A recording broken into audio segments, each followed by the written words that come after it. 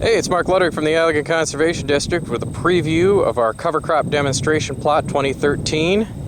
We have 44 different species and mixes this year.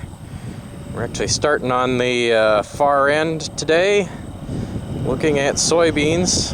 The first few crops we'll look at are what we're calling our double crop demo. This is our chance to showcase some things you might put in after wheat in order to get a second crop off in a year through double cropping or relay cropping. Certainly soybeans is the classic. Unfortunately, the drill we use doesn't really put larger seeds like this in as deep as we'd like. So not much of a stand of beans here, but hopefully you get the idea. It's not only soybeans you might want to try, but also maybe some of our other edible legumes. You could try cowpeas. This is iron and clay we bought from Johnny's Select Seed. Found out afterwards we could have bought cowpeas from our local Green Valley Ag, but I guess everybody learned something about these things. Cowpeas are very interesting, high nitrogen potential. Up to 300 pounds to the acre is claimed for some varieties, and a pretty short season, 60 to 70 days, so certainly possible to get it off after wheat in a good season. We included mung beans, which are another small tropical legume. One other thing we did new this year, in addition to our interpretive signs, we've clipped a little sample of seed to every one of these so you can get an idea of whether you might be able to seed this with your equipment at home or what you might be able to do with that.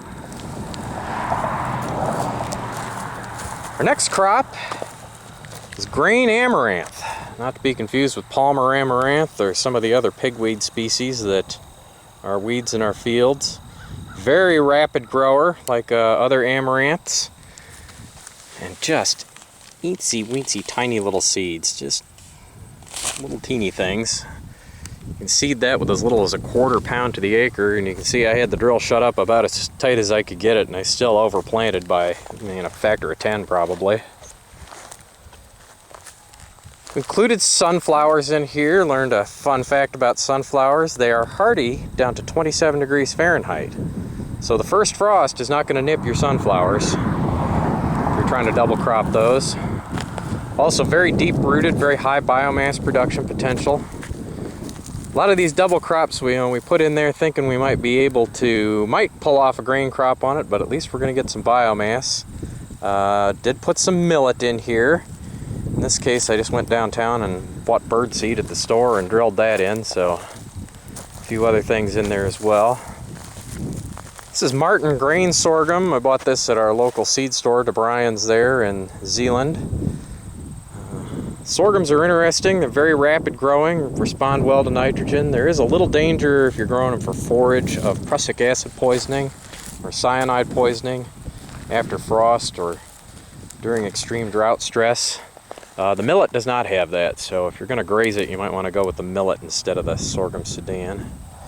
This is buckwheat. Buckwheat, I think buckwheat and I are romantically involved. I just love buckwheat. Fantastic soil conditioner, excellent smother crop. Now some people worry about weediness with buckwheat. I have not personally found that to be too much of a problem. I guess I figure we're out there controlling weeds anyway. Might as well have some weeds that are doing interesting things in the soil. And here we have turnips, in addition to this one, which is just good old purple top white globe. There are arpin and some of the other turnips that are more forage type turnips. Might be a better choice if we're grazing, but they'll certainly eat this. I've proven that on my own farm. Rapeseed, in this case dwarf Essex rape, a type of canola. It's another brassica. The nice thing about both the turnips and the dwarf Essex rape is the seed is cheap and the seed is small. The plants are big and vigorous. So if you're cover cropping on a budget, this might be a good way to go. This is an interesting plant, that I had not been familiar with until last year. This is Phacelia tannacetifolia, or lacy Phacelia. It did not come up super well this year. Not quite sure what happened. Let's see if I can find one. Yeah, here's one of them for us. This is a commonly used in Europe and used out west in California quite a bit. Very good nectar plant. Makes a tremendous amount of nectar for bees and other beneficial insects. Probably best as a summer cover, not so much in the fall. We'll see if we can get it to flower. At this point we're getting into more of our commercial seed vendors. This is Tillage Radish from Cover Crop Solutions, supplied to us by their dealer Best Forage. And the radishes have been really something people are interested in. Tremendous biomass production. They tend to drop dead over the winter as long as there's some cold nights down in the teens. And the forage they produce really breaks down well. This is Invest Groundhog Radish. In this case gotten from our local dealer, Green Valley.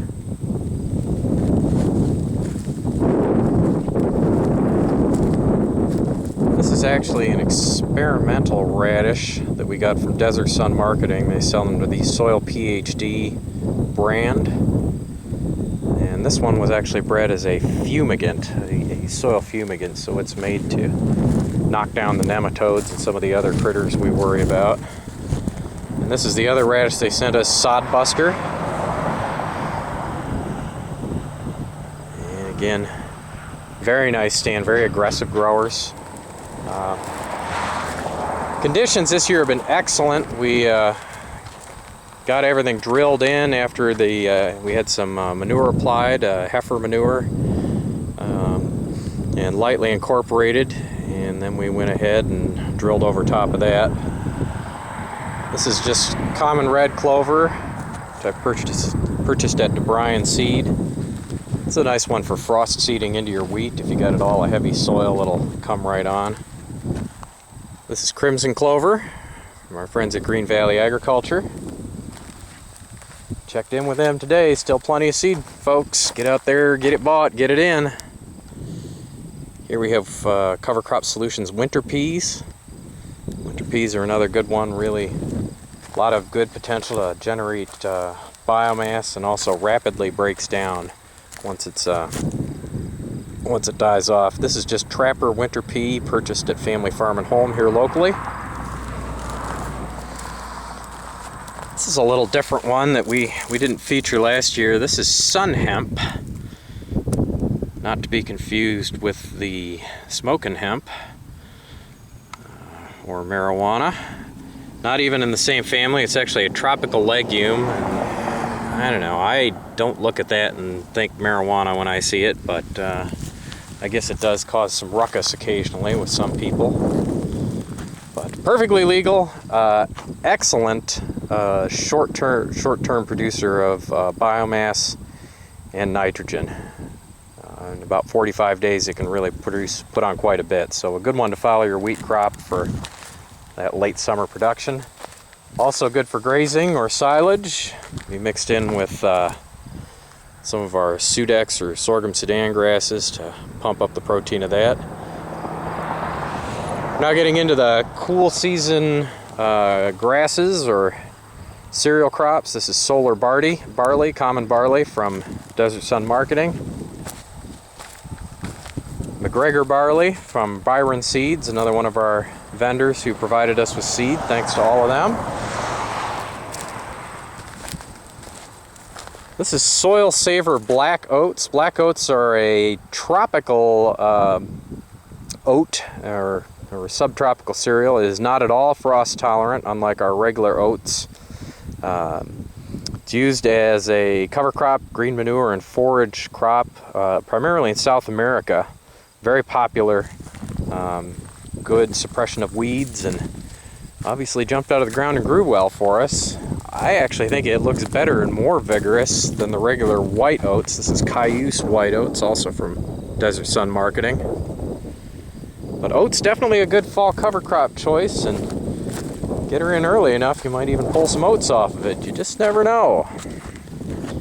Here we've got spelt, Triticum spelta, which is a primitive type of wheat. It's actually becoming more popular with the health food folks, so it might be a specialty crop to consider growing for some of you, or just a good cover crop. A little more tolerant to poor soils than our other cereals. This is good old grain rye. Boy, nothing wrong with grain rye.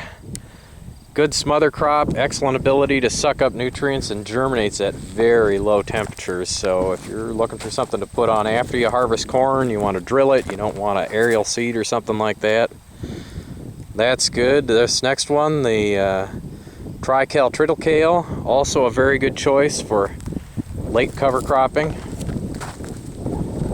We've got 4 varieties of annual ryegrass, which I'm excited about. I am super geeked about annual ryegrass. You put on a relatively small amount compared to your cereals, flies on nicely. My old mentor Gary Zimmer used to just spin it on his last cultivation in his corn crop. Man, you should have seen the hay field and that coming under that corn when harvest came. Really an underutilized crop and just fantastic soil building capability. Here we've got Winterhawk annual ryegrass. I see I'm running out of battery. I better move right along. Tillage Root Max annual rye. KB Royal annual rye. Here we've got our blends, Speedy Cover, Oats and Nitro Radish.